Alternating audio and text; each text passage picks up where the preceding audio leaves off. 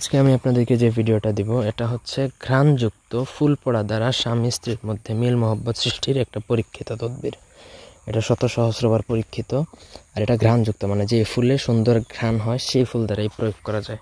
এটা বৈধভাবে আপনি আপনার স্বামী বা স্ত্রীর উপর প্রয়োগ করতে পারেন, দুজনের জন্য প্রয়োগ করতে পারবেন, অথবা থার্ড পারসন মনে করেন আপনি একজন স্বামী স্ত্রীর জন্য করে দিতে পারবেন, যাতে তাদের মধ্যে মিল মহব্বত বা ভালোবাসা সৃষ্টি হয় বা ভালোবাসা বজায় থাকে। প্রথম থেকে পুরো ভিডিওটা সবাই না টেনে শেষ পর্যন্ত দেখবেন। আমার চ্যানেলটা সাবস্ক্রাইব করবেন, লাইক কমেন্ট শেয়ার করবেন। ব্যক্তিগত যে কোনো কাজের জন্য স্ক্রিনে দেওয়া নাম্বারে সরাসরি ফোনে বা হোয়াটসঅ্যাপে যোগাযোগ করতে পারেন।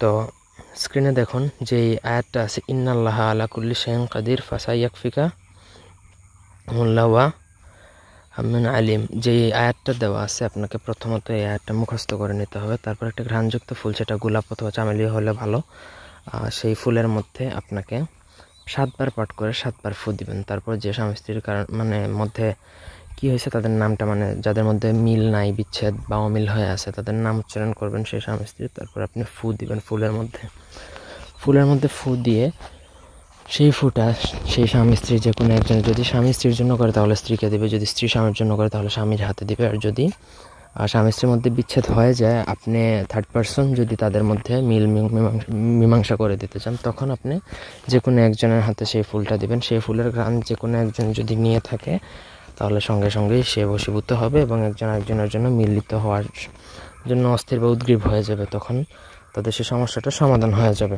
এটা অত্যন্ত পরীক্ষিত একটা আমল, আপনারা চাইলে এটা প্রয়োগ করে দেখতে পারেন। তো এই ছিল আজকে ভিডিওটা। ভালো লাগলে লাইক দিবেন। ধন্যবাদ সবাইকে আমাদের সাথে থাকার জন্য। আল্লাহ হাফেজ।